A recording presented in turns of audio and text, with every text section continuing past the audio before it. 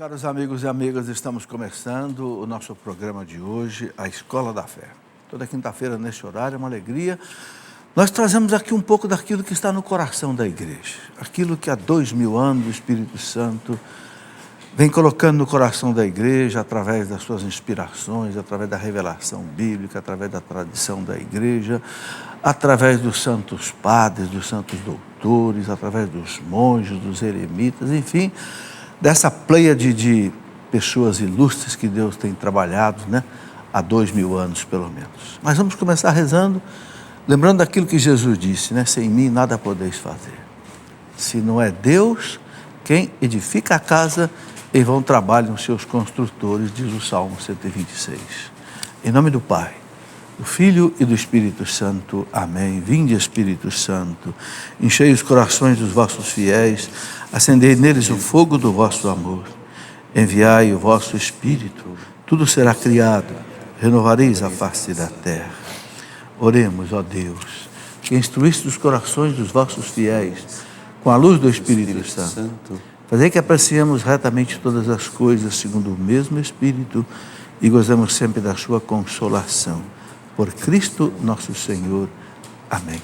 Pedindo à Virgem Maria, Mãe da Igreja, nossa Mãe que nos conduza, interceda por nós nesta noite. Ave Maria, cheia de graça, o Senhor é convosco. Bendita sois vós entre as mulheres e bendito é o fruto do vosso ventre, Jesus.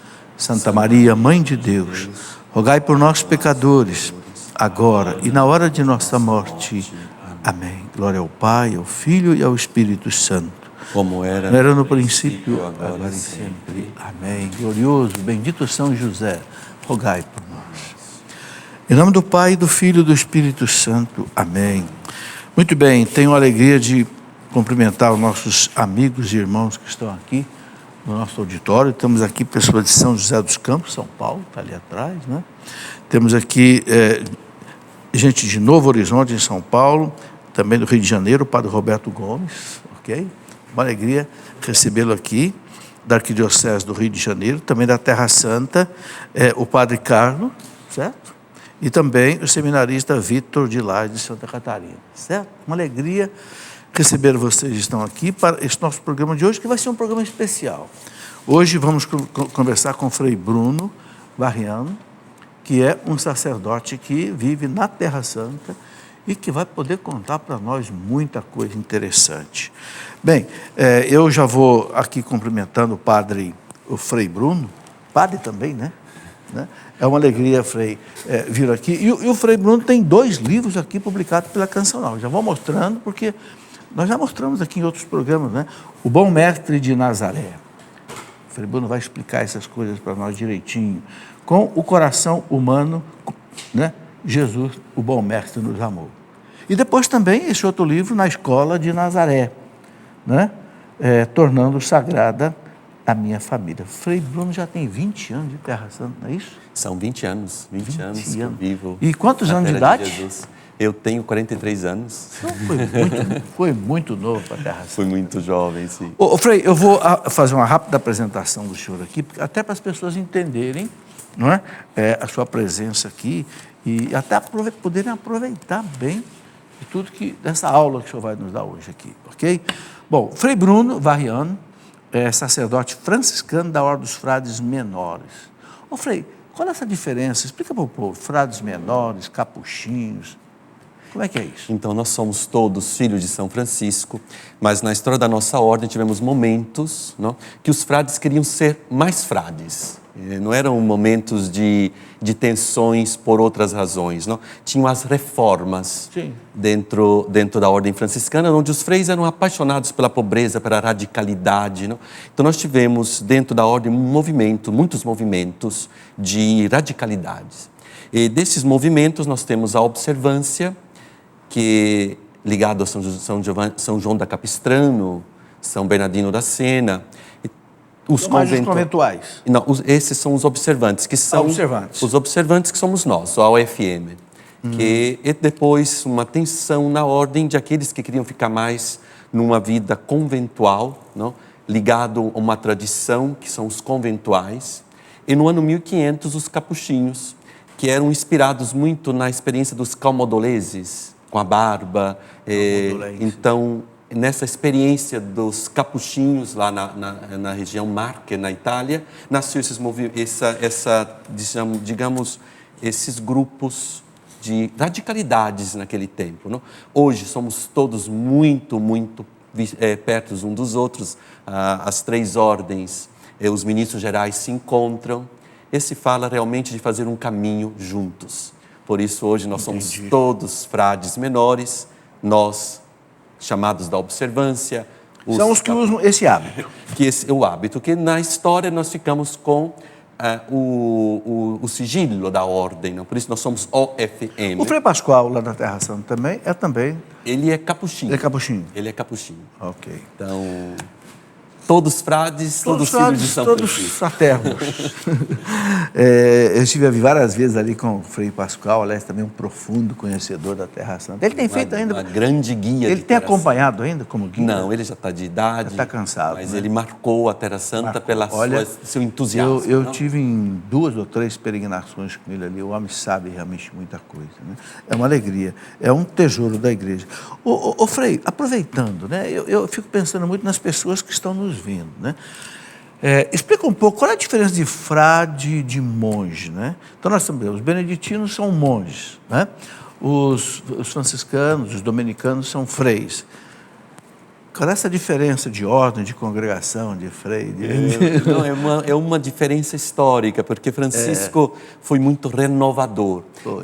Naquele tempo, os monges que viviam nos mosteiros viviam com uma espiritualidade uma riqueza para a igreja. Mais fechados, né? Mas com uma tradição, porque nós temos que agradecer muito aos monges beneditinos a teologia monástica, que foi uma grande riqueza com São Bernardo, com São Bento, São Guilherme de Santerri, não? Foram grandes da teologia monástica. Mas Francisco, ele queria uma forma diferente, ele queria monges, não monges, mas frades itinerantes. Ele queria uma forma de vida religiosa, uma forma de vida que fosse anunciar o evangelho pelas estradas. Entendi. Então nasceu esses movimentos, podemos dizer que são as ordens mendicantes daquele tempo. Então, juntamente com São Francisco, São Domingos. Então, a gente pode dizer que os frades são de ordens religiosas. E os outros são de congregações? Não, são todos de ordens. Porque tem congregação também que não é nem frei e nem monge salesiano, por exemplo. Não são institutos mais recentes. Não? Então, os monges e nós somos ordens religiosas. Mas os monges, eles são de um mosteiro, onde o abade, muitas vezes, não sempre, são eleitos à vida como abades ou por um período longo. Os frades, não. Francisco queria que os frades fossem frades das estradas. Isso é mais ou menos assim, dizendo em palavras mais simples. Ele queria que os frades saíssem pelas estradas anunciando o evangelho. Vivessem nos conventos, em fraternidade, e fossem itinerantes. Então, algumas particularidades, né? Até quando São Francisco escreve que os freis tinham que usar um hábito simples, não? Para ser mais itinerante, para ser os frades do povo. Não, mais ou menos. Bom, deixa eu continuar a apresentação do Frei aqui. Vou colocando, já vai explicando, né? Porque tem muitas coisas interessantes. O Frei nasceu em São Paulo, em 1971, já falou, tem 42 anos, né? De descendência italiana, missionário e filho da custódia da Terra Santa. Frei, o que é esse negócio de custódia da Terra Santa? Explica para o nosso povo. Então, eu sou um franciscano que escolhi para ser frade na Terra Santa. Nós somos organizados em províncias. Existe essa província chamada Custódia da Terra Santa, que foi já fundada no ano 1217. Quando São Francisco organizou a ordem, ele criou a nossa província, que era chamada Província da Síria. Isso é uma coisa impressionante, né? Lá na Terra Santa, o que é católico está na mão dos franciscanos. Explica a raiz disso tudo. Então, são 800 anos de história. 800 anos de história. São Francisco, ele no ano 1219, ele visitou a Terra Santa. A província foi criada no ano 1217, quando ele organizou a ordem. Mas no ano 1219, ele foi em pessoa. Ele tinha tentado algumas vezes. Enfrentou lá os muçulmanos? Não, foi muito difícil. Ele foi na Quinta Cruzada. Um primeiro tentativo não deu certo. A segunda, ele conseguiu chegar. Ele chegou em Damietta d'Egitto, chegou até o sultão. Tentou converter o sultão? Não converter, ele queria falar de Jesus para o sultão. Então, o diálogo interreligioso de Francisco era um diálogo muito claro. Não? Ele pediu o legato pontifício, que era Giacomo da Vetri, que estava São João do Acre, ele pediu para ir, pediu a permissão, porque Francisco é o homem da obediência. Ele não ia somente porque ele queria, ou por ter uma iniciativa dele somente. Ele pediu a obediência ao legato pontifício, que era o bispo Giacomo da Vetri, que disse: bem, Francisco, você pode ir, mas que seja claro que não sou eu que estou mandando. Porque ele riscava... Está por livre e espontânea vontade. Era um perigo de morrer. E juntamente com o frade iluminado, ele partiu para Damieta do Egito e encontrou Melek Alcamar. Quando viram esses dois cristãos chegando, eles pensaram: é um insulto. Pegaram Francisco, levaram até na frente do sultão, e o sultão perguntou: mas o que você veio fazer aqui? Ele via que era um cruzado diferente, não tinha armas, não? Descalço, de sandálias, com uma cruz, com um cruzado diferente. Não? Ele então disse para o sultão: eu vim aqui para dizer que a tua religião não é verdadeira, que o único Deus é Jesus Cristo. Na tenda do sultão. E o sultão olhou e disse: ou é louco, ou é santo realmente, porque... E o sultão disse: mas você sabe que com aquilo que você está dizendo eu posso te matar? Ele disse: não, eu vim para isso mesmo. Eu vim para isso mesmo. Eu vim aqui porque eu quero dar a minha vida por Cristo. Que beleza, né? E o sultão disse: mas você é um homem corajoso. Olha, eu quero que você trabalhe comigo, que você fique aqui. Eu posso dar tudo o que você quiser. E ele disse: não, eu tinha tudo. Eu deixei tudo por Jesus Cristo, por esse Deus que eu vim anunciar. Que beleza. E o sultão ficou impressionado com aquela verdade falada e pronunciada em modo muito, muito simples. E o sultão ficou comovido. Ele perguntou para Francisco: mas você é um homem corajoso realmente, fique comigo.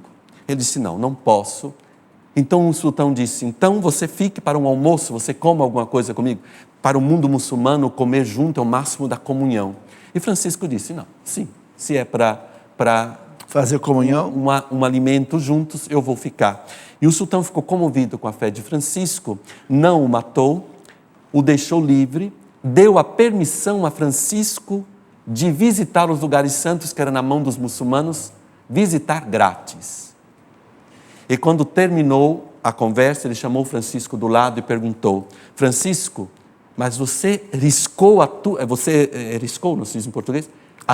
Arriscou a tua vida realmente para salvar a minha alma? Você tem realmente esse amor por mim? Que coisa, não é? E realmente eu acredito que no coração do sultão já estava a semente do Evangelho.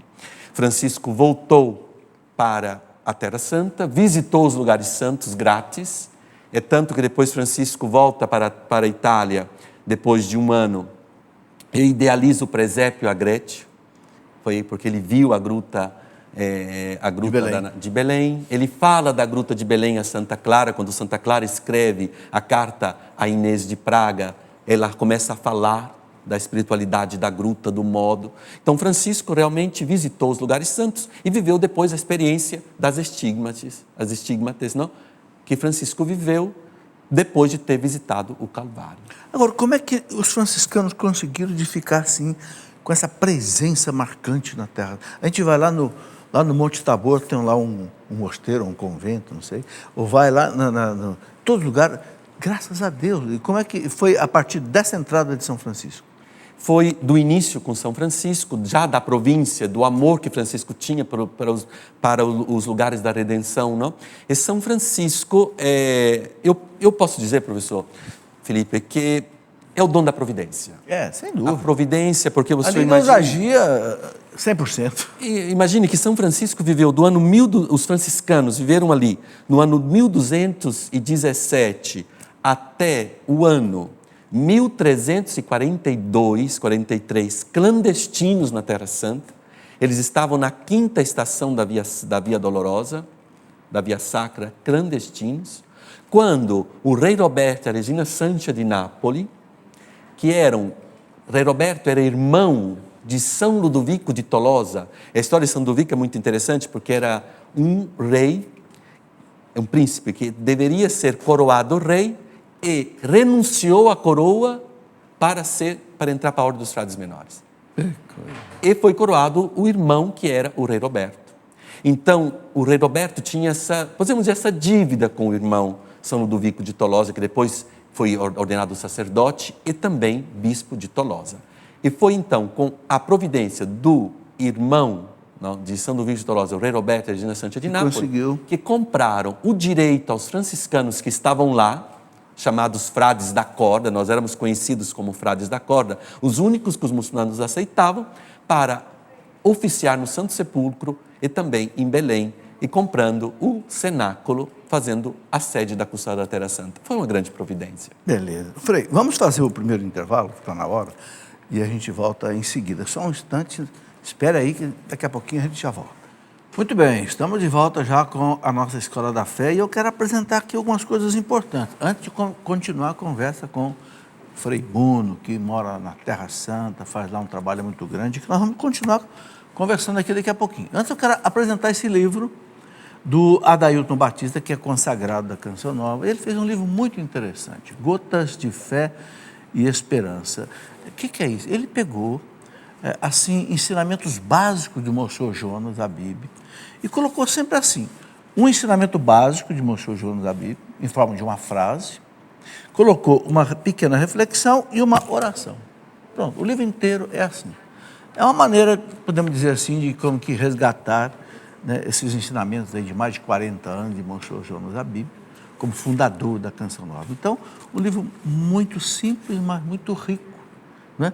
Gotas de Fé e de Esperança, do nosso amigo Adailton Batista. Está aqui, você pode adquirir aí pela Departamento Audiovisual, o telefone que você já conhece, o 12 31 86 2600, né, para adquirir.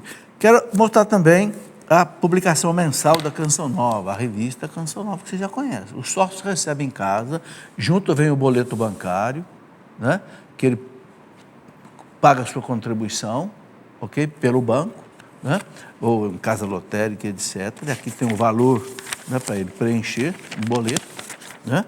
E aqui eu quero explicar sempre o seguinte, no mínimo R$10, mas se você der só R$10, a Canção Nova não recebe nada. Por quê? Porque o custo da revista, o custo do correio e o custo do banco dá R$10. Então, se você contribuir com R$10, a Canção Nova não recebe nada. Você vai estar contribuindo com o correio, com o banco e com a gráfica. Então, tem que ser um pouco mais de R$10. E faça a sua ajuda. Porque você viu aí o intervalo nosso não tem mais do que 3 minutos. Por quê? Porque não tem propaganda. Tem o anúncio dos produtos de evangelização da Canção Nova, que você vê aqui, né? E tem o anúncio da programação da Canção Nova. Então, esse milagre, que é uma televisão que custa pelo menos 20 e tantos milhões de reais por mês, é da providência divina através do bolso de cada um, né? Deus age pelas causas segundas na teologia, né? Muito bem, então tem aqui também o boleto, a revista das crianças. O pai que quiser que a criança receba essa revista, ele vai receber um boleto separado, porque essa revista aqui também custa R$10, o preço da revista, o banco, né, e o correio. Então, a revista dos sócios, os sócios recebem. Essa dos filhos, é muito boa essa revista. É uma revista feita uma por mês para a criança ser evangelizada, né? Dentro de uma catequese apropriada, com figurinhas, entende? Só que aí você também preenche um outro boleto, a partir de R$10, né? Para ajudar a evangelização e ajudar também o seu filho. Bom, mais duas coisas que eu preciso dizer. No dia 17 de setembro, eu estarei, se Deus quiser, em Maringá, no 2º Congresso de Empreendedores Católicos, uma coisa muito bonita. Um rapaz chamado Everton, que é um empreendedor, ele tem reunido lá no Teatro Maristas, em Maringá, e feito assim esse congresso para empreendedores católicos. Quem é um empreendedor católico? É aquele que tem uma atividade ou secular, ou uma atividade na própria igreja, ou que empreende alguma atividade. Não é? O que ele precisa ter? Então, O ano passado teve um encontro, esse ano vai ter o outro, né? E quem quiser participar pode ter as informações aí pelo site empreendedores-católicos, tudo junto.com. Também na minha página do Facebook tem uma informação, lá a página facebook.com/P Felipe Aquino. Você encontra lá também as informações, ok? E tem inclusive um tema desse ano do encontro, você sentir que é um encontro católico mesmo. O tema desse ano é: os que confiam no Senhor renovarão as suas forças, como a das águias, né? Diz o profeta Isaías, no capítulo 40, versículo 31. Então, é no Teatro Maristas, em São Paulo, dia 17 de setembro, em Maringá. Muito bem. Deixa eu ver se tem mais alguma coisa aqui, antes de eu continuar a conversa com o Frei. Só um minutinho, porque essas coisas a gente... Bom, tem aqui, já falei do livro, né? Pronto, vamos voltar à conversa com o Frei Bruno. Eu quero seguir com a apresentação do Frei, ao mesmo tempo já vai batendo bola, porque se eu fizer toda a apresentação direto, depois a gente vai perder detalhes importantes. Olha, o Frei é guardião e reitor da Basílica da Anunciação e do Santuário da Sagrada Família em Nazaré, Israel. Ô Frei, explica isso. O que é ser guardião e reitor da Basílica da Anunciação? Então, entre as obras dos frades da Custódia da Terra Santa, foi o trabalho de resgatar os lugares santos. Então, depois do sepulcro, do cenáculo, de Belém, outros santuários. A providência nos veio ao encontro no ano 1620, onde tinham as ruínas da casa de Nossa Senhora. E os frades que vinham de São João do Acre, no ano 1517. São João do Acre é uma cidade ali da Palestina, a beira-mar ali pertinho de Nazaré. Certo. Se conta nas nossas crônicas que os frades foram espancados, muitas vezes, quando vinham a celebrar a Anunciação, no ano 1517, 1524, até alguns foram mortos. É importante lembrar, professor Felipe, que a Custódia tem 2.900 franciscanos mártires. 2.900. E mártires de caridade e mártires de sangue. São Nicola Tevolit e outros, não? Que deram a vida, os mártires de Damasco e tantos outros frades que foram martirizados com sangue e outros com a caridade. Servindo os doentes com a peste negra, outros e tantos outros modos de caridade. São uma lista de 2.900 que nós lembramos no chamado Livro de Ouro da Custódia, que são os mártires da Custódia. Então, do ano 1620, nós somos os custódios da Casa de Maria.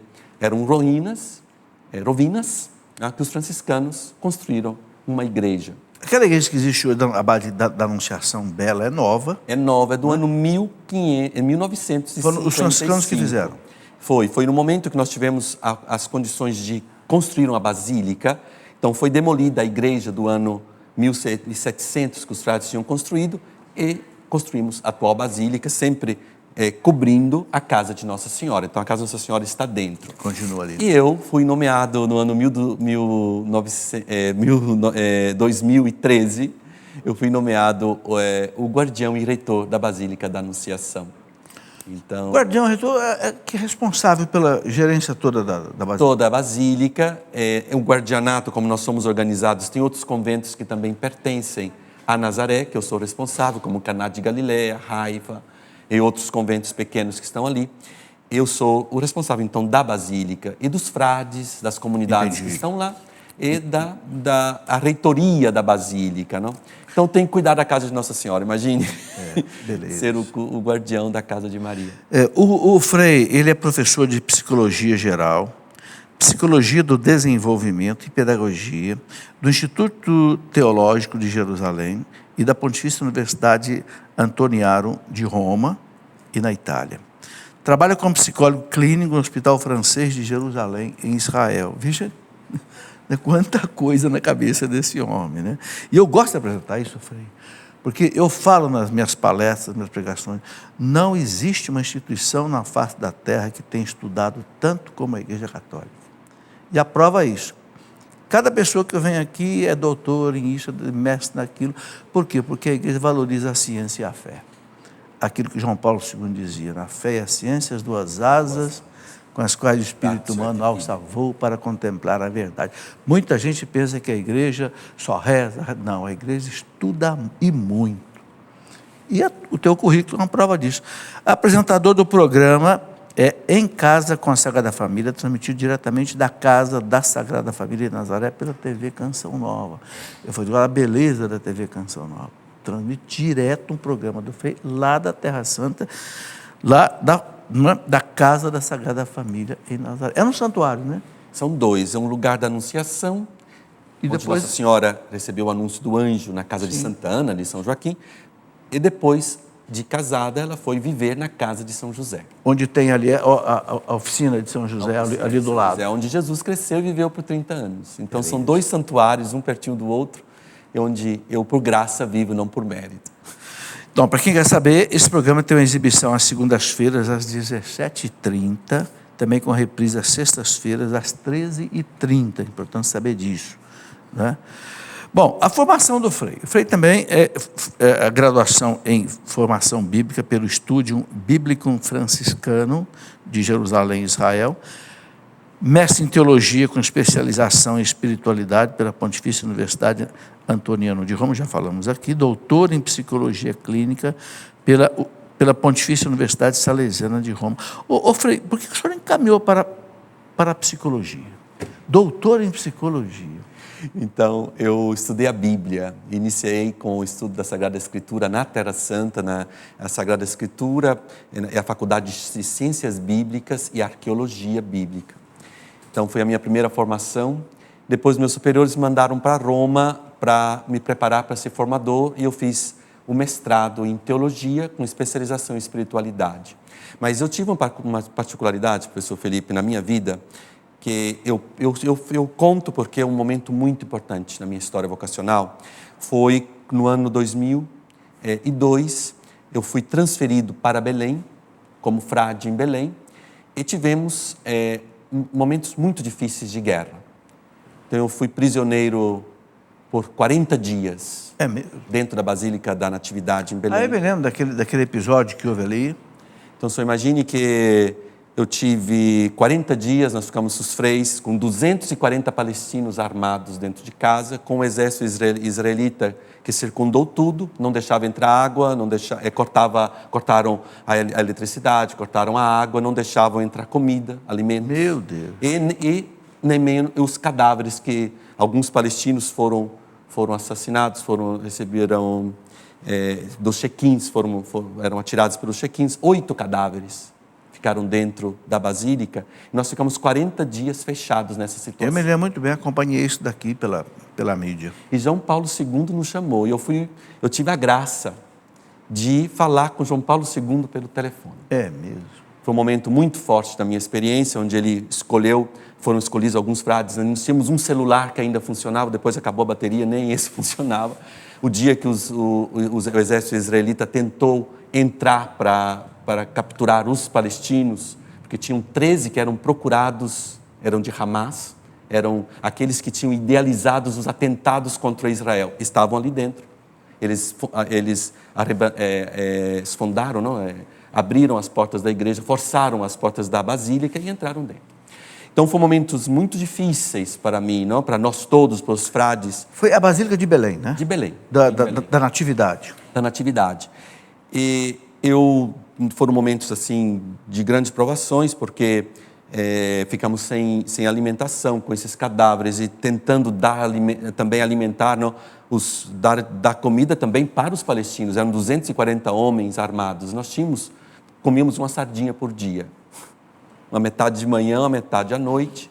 Não tinha água, tinha somente água para beber, mas uma água suja de uma cisterna que nós encontramos dentro. Então foram momentos muito difíceis. Imagino. E João Paulo II chamou no início. E foi uma experiência muito forte de falar com São João Paulo II, que me perguntou o meu nome, quantos anos eu tinha de sacerdócio.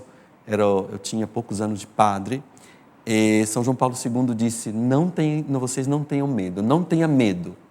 O Papa está rezando por vocês e não acontecerá nada. tenham fé e obrigado pelo que vocês estão fazendo pela igreja. Então foi uma experiência muito forte. Mas quando terminou o assédio da Basílica, eu tive o PTSD, o pós-traumático das trevas. Foi um momento muito difícil porque eu escutava o barulho dos tanques. Eu via as pessoas que apareciam com aqueles cadáveres que eu ajudava a colocar, eu com outro freio, uma irmã, colocávamos dentro das caixas. Não? Quando eu vi um jovem que parecia com um daqueles, eu ficava com uma tristeza e não dormia.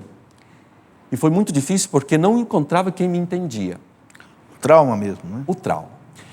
Por isso, encontrei, tive a ajuda e o pedido depois para estudar psicologia clínica.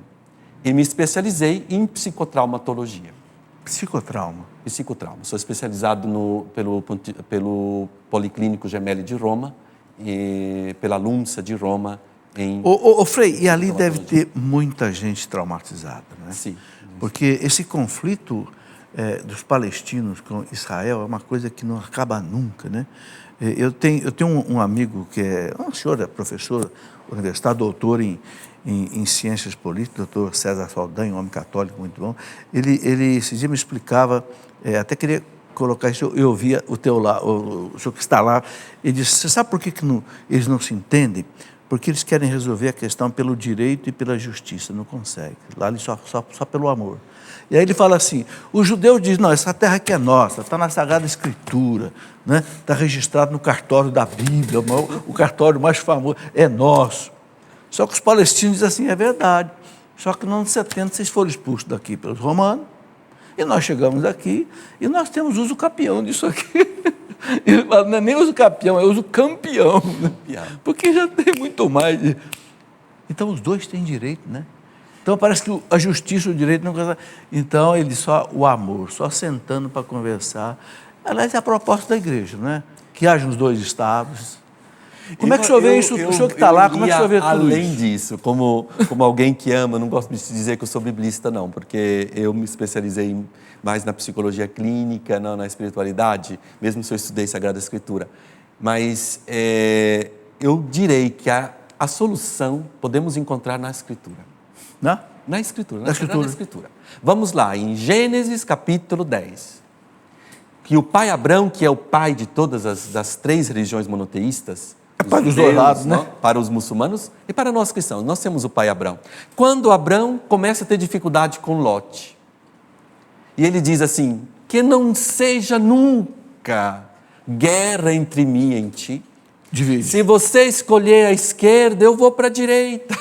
Se você escolher a direita, eu vou para a esquerda. É verdade. A solução está lá na Bíblia, está lá na Escritura, em Gênesis capítulo. Aliás, é o que o Vaticano defende, né, padre? Que haja... Agora, é possível... A justiça, não? O padre, é possível haver esse acordo ali, quer dizer, a criar um Estado palestino, que o Papa Francisco quer, né? E não só o Francisco, já João Paulo II queria também, Bento XVI, e eles se respeitarem vivendo ali, é possível isso? Quer dizer, a logística, inclusive, de eletricidade, é possível acertar isso? Né? Seria possível, mas eu penso que é necessário antes uma reconciliação. Sim. Aquela reconciliação interior entre esses dois povos. Sim. Eu penso que nós cristãos, nós somos ali e somos ponte. Nós não somos da política. Onde necessitam de nós estamos presentes. Por isso, nós temos escolas, os franciscanos, escolas para os muçulmanos e para os cristãos. Nas nossas escolas, a metade são muçulmanos.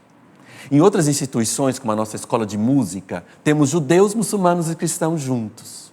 Então, São Francisco continua a ser esse exemplo de diálogo, quando ele diz na regra que nós não temos que discutir religião, nós não temos que fazer disputas de discussões, temos que viver o Evangelho.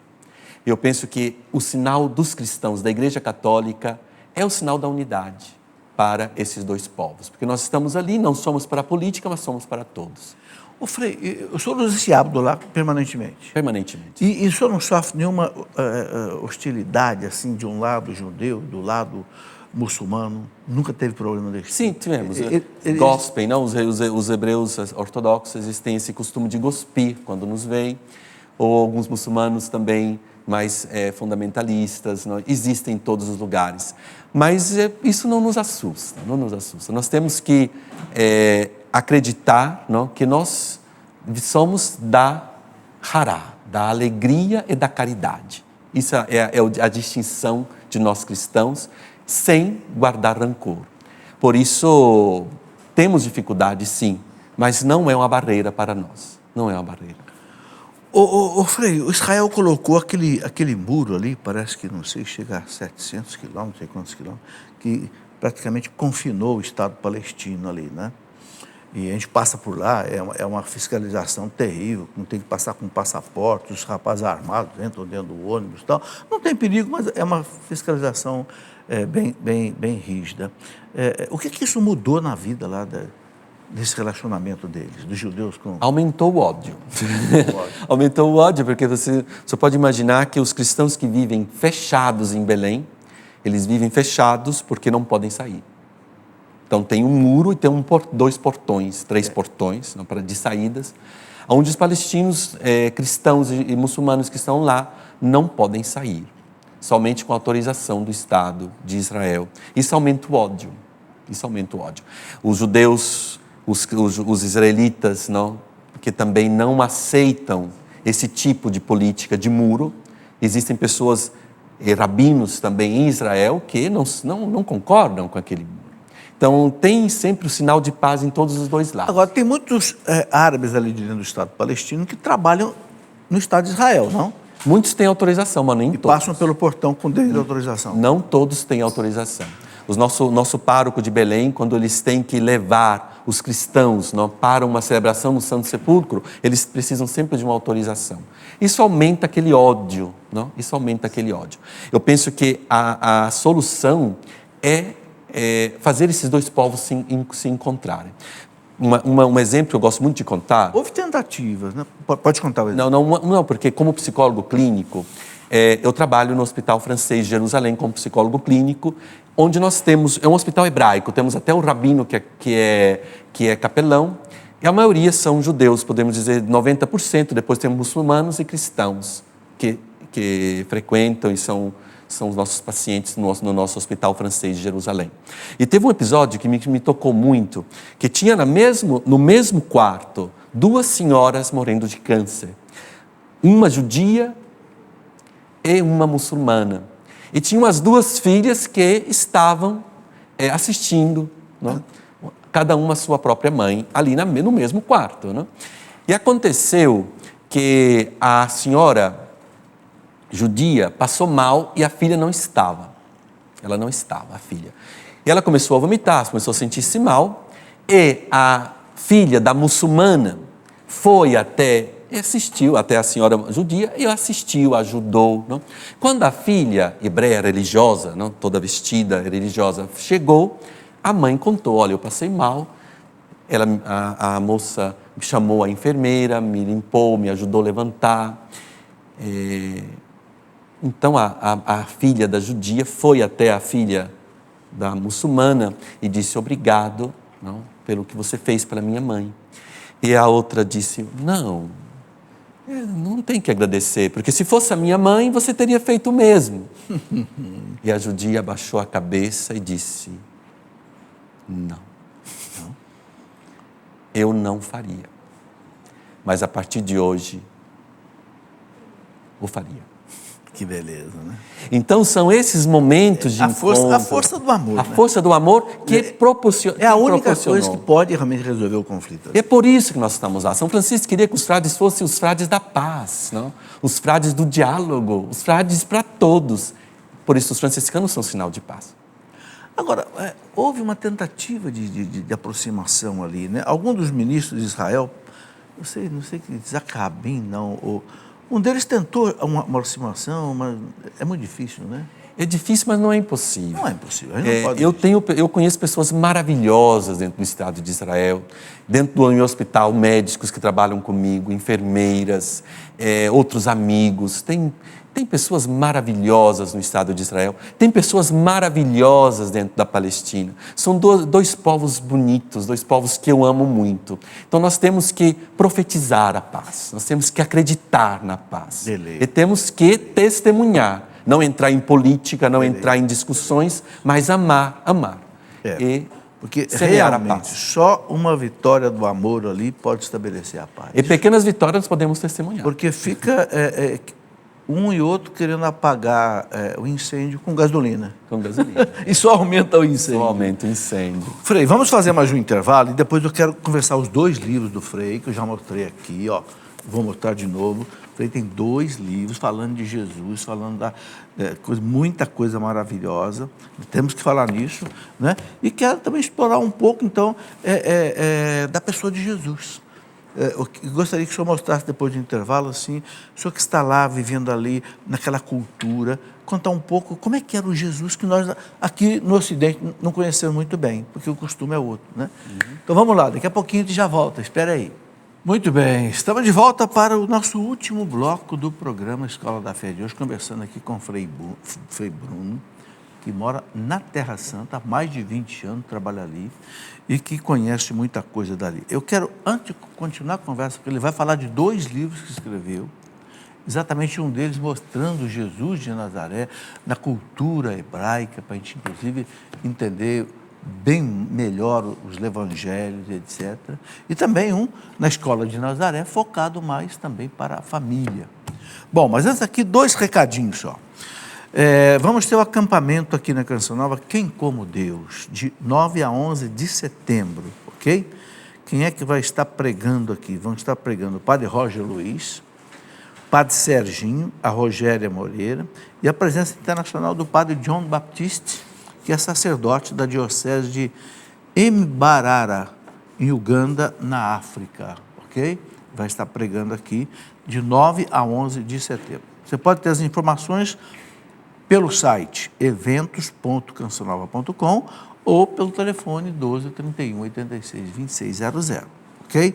Muito bem.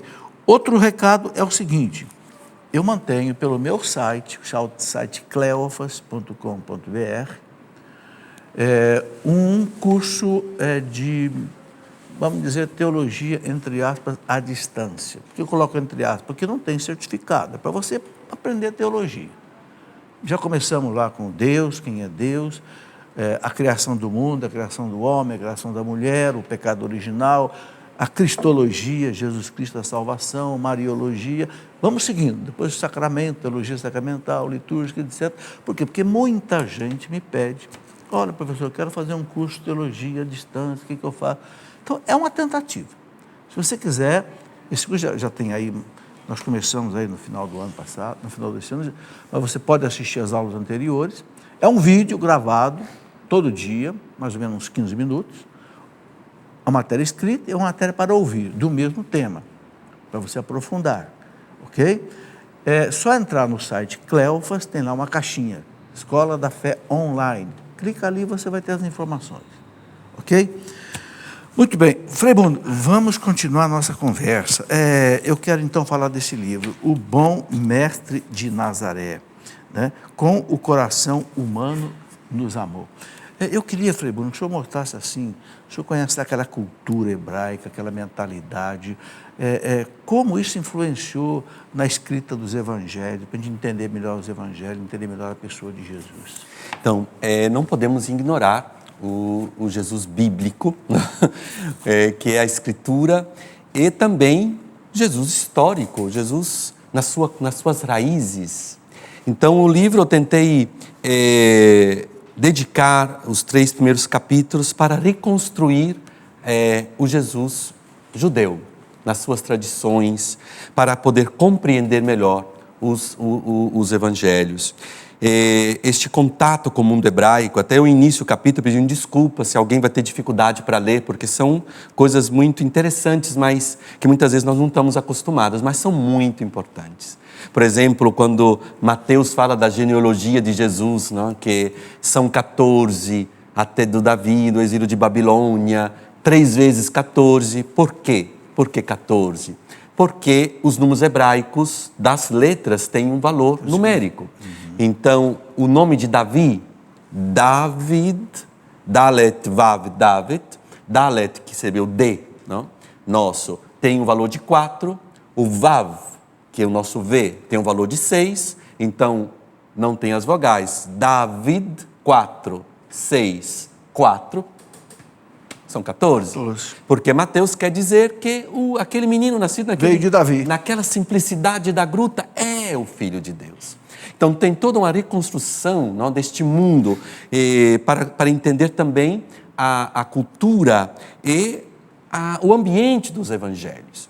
Então depois desses 3 capítulos, são os 3 capítulos da vida escondida de Jesus, que é a escola da humanidade, aonde esse mundo hebraico vem vivido. Então nós encontramos todo esse vivido de Jesus, essa experiência do evangelho vivido, do dia a dia da cotidianidade de Jesus de Nazaré, na vida pública. Quer dizer, toda a linguagem de Jesus, as parábolas, ele aprendeu naqueles anos de vida escondida na cultura hebraica. Então, por isso, o livro é esse tentativo dessa reconstrução, é dessa coerência do início, não? Das profecias, da vida escondida de Jesus e a vida pública, a coerência desse gesto de Jesus que nós encontramos as raízes no mundo hebraico. E a outra novidade é que com a ressurreição não termina. Jesus continua, Jesus ressuscitado, com esses gestos na vida dos discípulos da sua igreja, onde eu apresento o gesto de Jesus, esses gestos humanos, não? De João 21, de pescar para os discípulos, de cozinhar para eles, aquele cozinhar, o chamar por nome, os lavar os pés, o perdoar, o chamar ao perdão, nós encontramos na vida dos discípulos da sua igreja. Então eu trago os exemplos de alguns desses discípulos, que é São Francisco, São João Maria Vianney, Madre Teresa, Santa Teresa. Santo, né? Padre José de Melchior, um grande missionário no Rio de Janeiro, Dom Helder Câmara, Zilda Arnes, Monsenhor Jonas Habib, o profeta da misericórdia, Padre Zezinho, cantor na misericórdia, Frei Hans Steppel, esperança na humanidade, e Papa Francisco, o Papa da humanidade no ano da misericórdia. Quer dizer que essa coerência da humanidade de Jesus, que é um livro que fala da humanidade de Jesus, continua na sua igreja, a humanidade e a misericórdia. Então, além da reconstrução hebraica, essa continuidade do ressuscitado na vida dos discípulos da sua igreja. Então, esse mais ou menos é o objetivo, não, do livro, que é uma inspiração da Gaudium et Spes 22, que com o coração humano nos amou. Eu sou o guardião do lugar da encarnação, e a Gaudium et Spes diz que Jesus, pela encarnação, pensou com a mente humana, não? Trabalhou com as mãos humanas, amou com o coração humano. Tem a ver com a devoção do Sagrado Coração de Jesus. Também. Quando a igreja vivia o jansenismo tão radical, uma religião tão dura, tão ameaçadora, né? E ele vem e mostra o coração humano para a Santa Margarida Maria. A humanidade de Jesus, professor Felipe de Aquino. Eu tenho um grande amor pela vida diocesana, pelos padres diocesanos, pelos seminários, pelas casas de formações. Eu fui formador na minha ordem por 10 anos e atualmente tenho 3 seminaristas diocesanos comigo. E quando eu preguei o retiro para os seminaristas do Rio de Janeiro, em fevereiro deste ano, onde eu falava, o livro foi um pouco a experiência, o retiro foi um pouco a experiência dos temas do livro, onde eu insisto que Jesus passou 30 anos no seminário. 30 anos lá no seminário de Nazaré. De Nazaré, né? Os seminaristas falam, mas padre, mas nós ficamos aqui demais, muitos tempos no seminário, esses anos não passam, não? Jesus ficou 30 anos no seminário de Nazaré, aprendendo a linguagem do povo, aprendendo com as parábolas, as palavras que as pessoas entendiam, a linguagem das pessoas, aprendendo com São José, não? A trabalhar com as mãos, o que é ser trabalhador. Por isso, temos que recuperar essa humanidade de Jesus. E nos seminários, na formação, porque nós temos muitas vezes os padres que terminam, não? São muito bons em direito canônico, pelo amor de Deus, com todo respeito ao direito canônico, à dogmática, não? Mas nas relações humanas com os fiéis eles se perdem.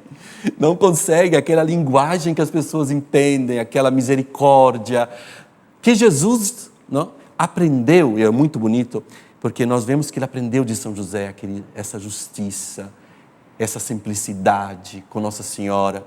E eu insisto muito que as parábolas de Jesus ele aprendeu naqueles anos da vida escondida. Bom, ali de Nazaré, padre, tem muitas coisas que são muito impressionantes em Jesus, né? Primeiro, ele viver ali em Nazaré. Né? Será que pode ser alguma coisa boa de Nazaré? Não foi o Bartolomeu que perguntou? será que de Nazaré, a Galiléia dos gentios, né? Será que pode ser alguma coisa boa daí, né? E dali sai o Salvador, né?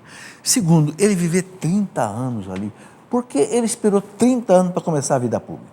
Por que não começou com 20? Porque a escola da humanidade. Eu insisto que Jesus, naqueles 30 anos, quis na experiência humana da escola da humanidade, para aprender a linguagem humana. Eu insisto no meu livro, As Parábolas. Tenho até umas fotos, professor Felipe, das escavações de Nazaré, Sim. Que foram encontradas algumas, as lamparinas. Pode mostrar para a câmera ali. As lamparinas e os vasos de óleo. Por quê? Porque naquele tempo não tinha eletricidade, então eles tinham que ir de um povoado para o outro levando no bolso a quantidade de óleo e as lamparinas. Então, se alguém não levasse a quantidade suficiente... Ficava no escuro. Ficava no escuro. Então, ele deve ter visto muita gente no escuro. Né? Então, ele deve ter visto gente que estava começando, coloca um pouquinho aqui para mim, porque senão... E o outro dizia, mas se eu colocar, vão ficar todos os dois no escuro, então vai comprar. As 10 virgens. A parábola das virgens prudentes. Tem um outro, que é aqui do lado, tem um forno. Nas escavações de Nazaré, do Padre Bagatti, foi encontrado um forno de uma das famílias, que eram vizinhos de Nossa Senhora. Então, eles viviam na parte superior da casa, que se chamava catálima em grego. E eles viviam na parte superior e tinha a parte inferior da casa, que era a gruta, onde tinha o forno, aonde a mulher cozinhava, fazia o pão. Estavam ali, fazia o pão. Então, não podemos entender que quando chega aquele amigo de noite e bate na porta e pede, aquele que está dentro, olha, me chegou um hóspede aqui, eu não sei o que fazer, você não pode emprestar um pouco de pão, não? E aquele diz, mas se eu levantar agora, meus filhos já estão deitados, já tinham as esteiras, não? Ele deve ter visto São José levantar muitas vezes. Nossa Senhora, vai José, levanta, coitado desse povo, vai lá, pega o pão. Não? Ele experimentou a bondade de São José que levantava. Que levantava de noite, pegava esse pão sorrindo e não fazia, e entregava para, depois da insistência, né, entregava para aquele que estava do lado de fora. Então ele viveu essa experiência da bondade. E Jesus ia trabalhar em Séforis, a cidade grega que era 8 quilômetros de Nazaré. Nazaré era um povoado de 450 pessoas. Por isso que Bartolomeu, não? Quando ele de Caná de Galileia era maior, uma cidade maior naquele tempo, quando falaram, o Messias vem de Nazaré, ele começou a rir, falou, mas pode vir alguma coisa desse povoado assim, insignificante, que não foi nem bem nominado no Antigo Testamento. Não? Mas existia, das escavações, nós sabemos que existia. Então, Jesus ia em Séforis, que era a cidade grega, mas como ele trabalhava? Ele era um que trabalhava por dia. Então, um artesão, a palavra Jesus era um artesão com São José. Então, eles reformavam cadeiras, reformavam janelas. Então, eles chegavam na praça e ficavam lá esperando alguém que chegasse. Venha, eu estou preciso de você, José, para arrumar essa cadeira, arrumar a janela. E muitas vezes Jesus deve ter experimentado o não ter trabalho. Por isso, ele deve ter experimentado também a bondade de pessoas que dizem, bem, José, leva um pouco mais de dinheiro. Não? E dessa experiência de Jesus, certamente, a parábola dos operários da última hora. Jesus deve ter visto muito isso, ali na praça de Séforis. Não? E acontece até hoje lá na Terra Santa. Né? Sim, porque os palestinos são mais pobres, eles vão para a porta de Damasco e ficam esperando quem passa E dê serviço a e eles. dê trabalho. Então, um dia eu fiquei parado olhando, e Jesus deve ter feito a mesma experiência lá com o pai dele, São José, na praça de Séforis. Chega as caminhonetes, eles começam a escolher. Então, escolhem os mais jovens, os mais fortes, e enche a caminhonete, parte, e os outros, tristes, se sentam esperando uma outra oportunidade. Professor Felipe, quando se passa depois de meio-dia, está sentado na praça somente velhos e pessoas magras e fracas. Quando passamos às 3, às 4 horas, os poucos 2, 3 já velhinhos, já uma certa idade, com aquela sacolinha, com um pãozinho, não? Ainda esperando, quem sabe ainda alguém vai passar. A última hora, né? A última hora. E chega Deus, não? E da bondade que diz Jesus diz que o Deus Pai, não? Para falar da bondade do Pai, que é o juiz justo na justa retribuição e dá a todos o mesmo salário.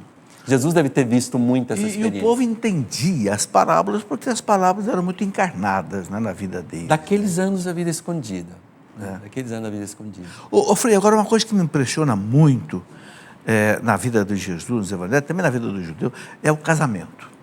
Tanto é que a Bíblia são 2 alianças, né? A antiga aliança e a nova aliança. Na antiga, Javé com o povo judeu, e na nova, Jesus com a igreja, essa transposição aí.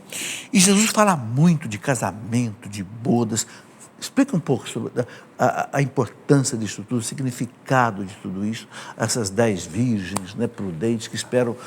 Né, é demais a presença de bodas, né, no Evangelho. É muito, porque tem esse aspecto esponsal. É tanto que os judeus... Da onde que vem isso? Lá da raiz judaica. É da aliança, não? É tanto que os judeus até hoje, eles vestem a Torá de esposa. Quando eles fazem as festas, eles vestem a Torá de esposa e dançam com a Torá. A Torá que você quer dizer? A Torá é o Pentateuco. Sim, os 5 primeiros livros. Os primeiros livros, que é aquele que dentro da sinagoga são colocados dentro do armário. Por isso, quando Jesus chega em Nazaré, na sinagoga, vem o rótulo do livro, chamado assim.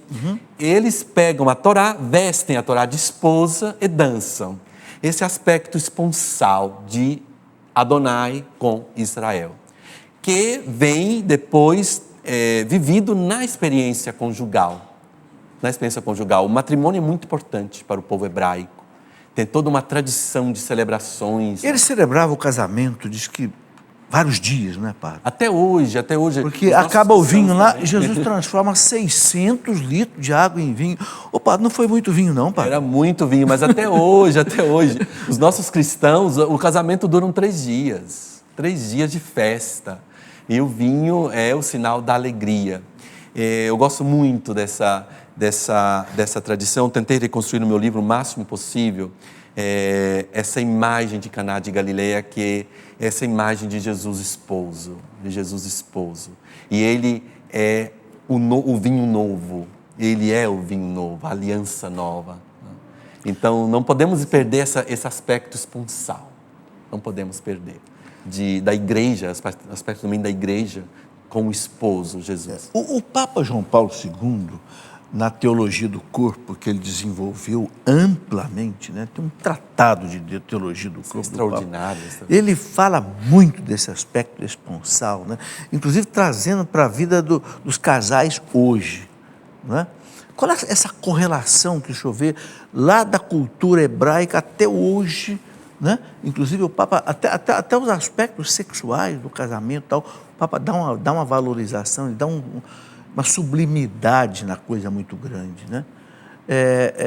A gente sabe que a vida eterna vai ser a celebração das bodas do Cordeiro. Né? Apocalipse lá, a esposa que desce do céu para celebrar as bodas do Cordeiro. Né?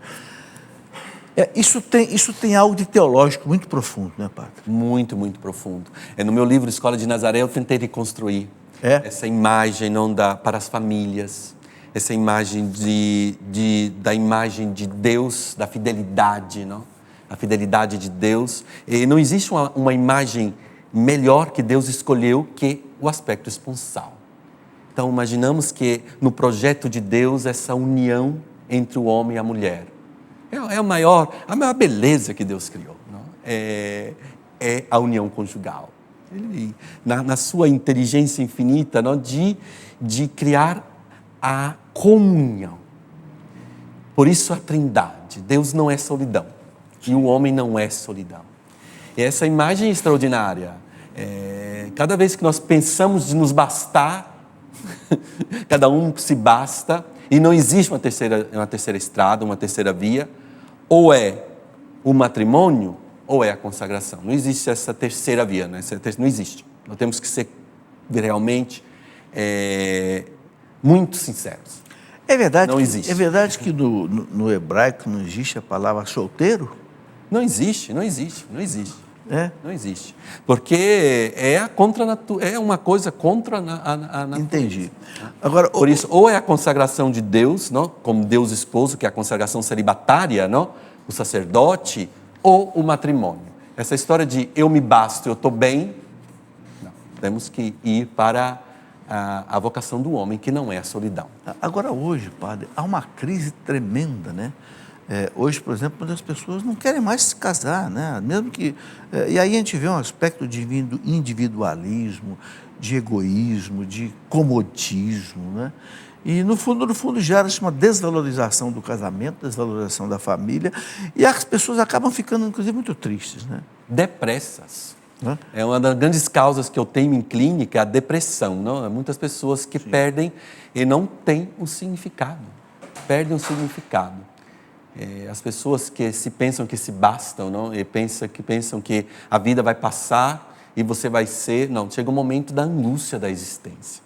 A angústia de não ter um filho, a angústia de não ter uma continuação da tua existência. É uma coisa terrível. Ô Frei, como mostrar para um casal...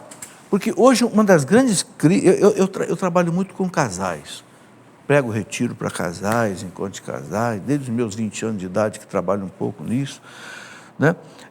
Como mostrar para um casal hoje, que vem, por exemplo, para os encontros de casais, vem para os cursos de noivos, mas vem assim sem saber nada sobre a importância do sacramento do matrimônio, essa coisa toda que nós estamos fazendo, da beleza da união esponsal, né? Como levar isso para essas pessoas hoje? É muito necessário, mas não somente para os casais, professor Felipe, mas também para os seminaristas, para os padres, sobretudo, em modo especial, os jovens. Os aspectos da humanidade, da sexualidade, da beleza da criação. Temos que ter coragem de falar do evangelho da família, de falar do corpo, por que não? Sim. Porque é a encarnação. João Paulo falou tanto, né, da teologia do corpo, desenvolveu uma teologia em cima disso. É uma teologia onde nós temos que recuperar, não? Essa beleza da sexualidade. E por que não? Temos que falar para os consagrados também. São João Crisóstomo que dizia que quando um celibatário, não, que tem o coração da virgindade para o reino, não, ela vai louvar o matrimônio. E o matrimônio louva o celibato. São dois momentos, e quando um está em crise, o outro também está. Não? É muito importante recuperar esse projeto inicial. Para mim, a imagem é a Sagrada Família de Nazaré, porque é a nova Gênesis. É a nova Gênesis. Frei, um outro aspecto muito interessante, aí teria muitas coisas para conversar sobre a vida de Jesus, mas um aspecto interessante, claro, o Catecismo da Igreja explica, a Igreja explica, mas a Igreja não quer que se culpe os judeus pela morte do Cristo de modo geral. O Concílio Vaticano falou claro. São Francisco diz, são os nossos pecados que o levaram à morte, né? Mas ele foi morto porque houve realmente uma ação ali dos sacerdotes, dos fariseus, daqueles que hostilizavam Jesus, né? Meu Deus, Jesus deu tantos sinais, fez tantos milagres, a ressurreição de Lázaro. Por que houve um antagonismo ali insuperável que levou Jesus à morte? Realmente, eu penso que não seria justo falar de povo hebraico, mas de humanidade, não? Naquele momento histórico, Jesus, a humanidade de Jesus, o seu messianismo foi renegado, foi não aceito por ser muito humano. Isso foi uma das grandes razões de ter um Messias tão humano, que não entrava nas categorias do Messias, não? Naquela categoria do reino político. Eu penso do reino que político, né? Isso é muito importante, não? Onde Jesus diz: o meu reino não é deste mundo. Isso é muito importante. O Frei, infelizmente, já levantou uma plaquinha ali para encerrar o programa.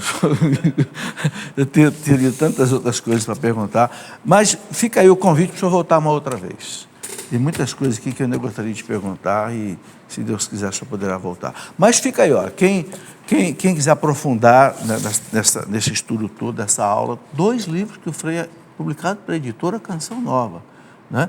Que você pode adquirir aqui na Escola de Nazaré, o Bom Mestre de Nazaré, que ajuda você a compreender o Evangelho e todo esse envolvimento também da família, a partir da família de Nazaré. Frei, muito obrigado. Obrigado, professor Felipe. E de Nazaré, vamos continuar rezando também para a missão do Senhor, que é levar esse perfume do Evangelho, muito, essa verdade, não, que é tanto importante ser anunciada. Agradeço muito e nós queremos também rezar pela sua missão lá, que nós sabemos que não é fácil. Eu vou pedir para o senhor encerrar o programa deixando a bênção para os nossos telespectadores, para as pessoas que aqui nos acompanham. Também os padres que estão aí, se quiserem vir aqui à frente também, para, junto com o Frei, darem aqui a bênção, né? Eu tenho aqui... Padre Roberto do Rio de Janeiro. Isso. Que é uma diocese que eu posso dizer que foi uma adoção recíproca, não é? A diocese do Rio, com os padres que todos os anos fazem um retiro na Terra Santa. O padre Roberto estava o ano passado. Olha, eu quero que vocês, padres, saibam de uma coisa. É uma alegria muito grande recebê-los aqui, né? Temos aqui mais um franciscano também, padre Frei Carlo. Carlo. Mora onde? Italiano. Ah, mas não mora no Brasil? Não fala português, não. Sim. Está comigo em Nazaré. Ok, que beleza. Mora em Nazaré? Mora em Nazaré. Então, olha, é uma alegria recebê-los. É um meu irmão. Nós estamos aqui nos conhecendo aqui nesta noite, por isso que não tem mais informações. Mas peço que os senhores então deixem sua bênção para o nosso povo. Então, o Senhor esteja convosco. Ele está no meio de nós. Com a intercessão de Nossa Senhora de Nazaré, de São José, vos abençoe Deus Todo-Poderoso, que é Pai, Filho e Espírito Santo. Amém. Que beleza, muito obrigado a presença de vocês todos aqui conosco, né? Voltem quando quiser, é uma alegria recebê-los aqui. E se Deus quiser, nos encontraremos no nosso próximo programa.